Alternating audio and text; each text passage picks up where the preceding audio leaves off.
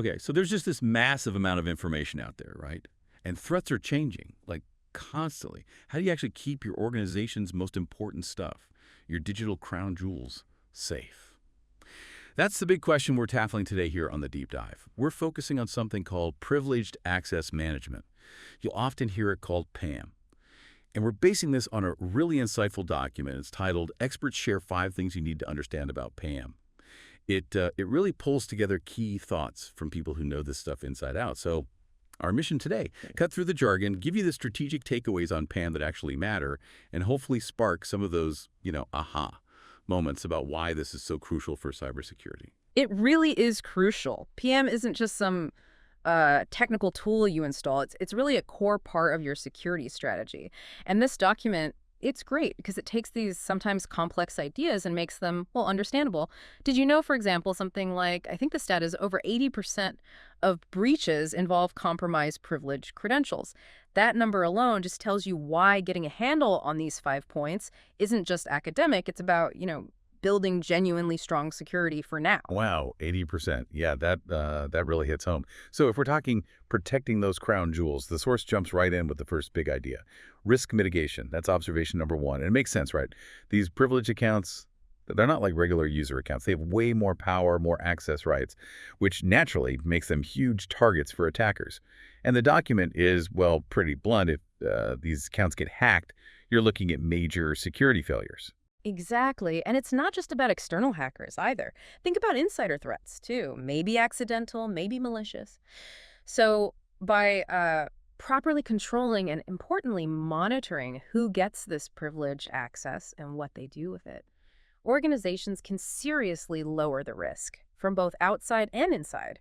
This directly protects your most sensitive data, your critical systems. It stops a small issue becoming, a total disaster. Right, limiting that blast radius, as you said earlier. So, okay, we understand the risk. How do we actually manage it? That leads straight into the second point from the source. Granular control. Now, I think when people hear least privilege, sometimes they worry. They think it's going to slow everything down, make work impossible. Mm-hmm. But the source points out that modern PAM systems are designed for this. They give you really precise control, like what someone can access, when they can access it, and how. It's all about enforcing those least privilege standards, but smartly.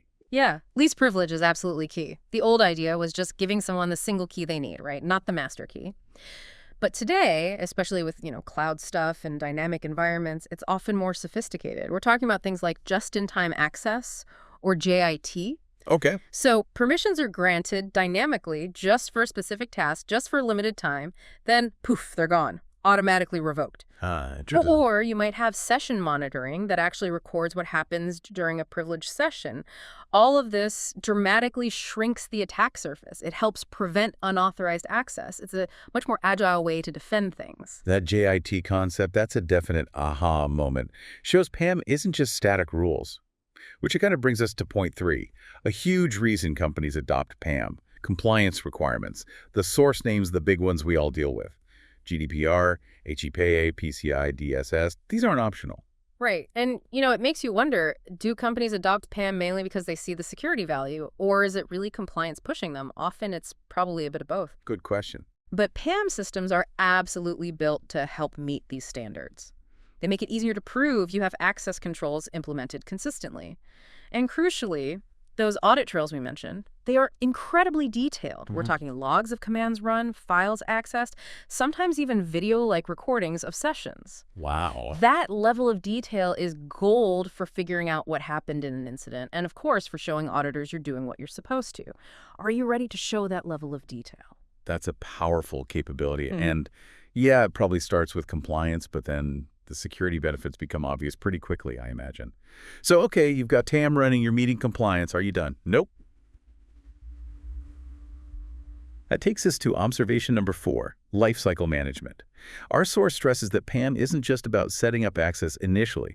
It's about managing that privileged account through its entire existence.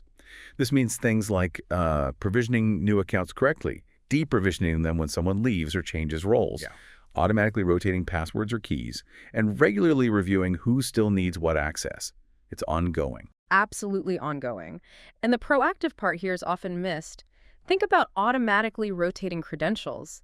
That shrinks the window an attacker has if they do manage to steal a password. It becomes useless much faster. Right. So by constantly maintaining these accounts, cleaning up old ones, changing credentials, checking permissions, you're actively stopping attackers from exploiting them down the line.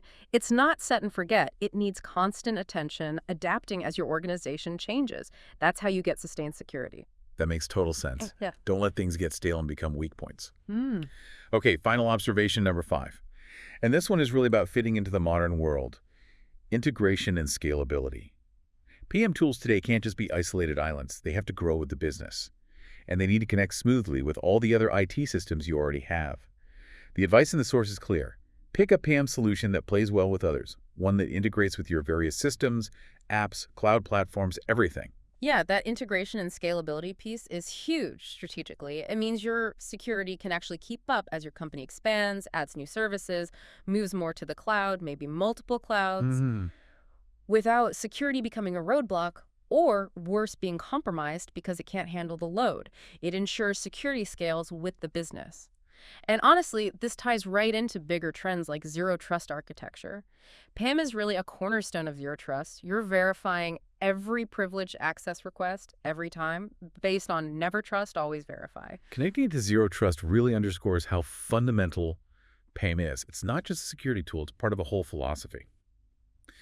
Okay, so let's wrap this up for you. Getting a solid understanding of these 5 core ideas about PAM, risk mitigation, granular control, compliance, lifecycle management, and integration and scalability, this is how organizations build truly effective, robust security. It's how you safeguard those critical assets and navigate the compliance maze in today's, well, pretty challenging threat landscape.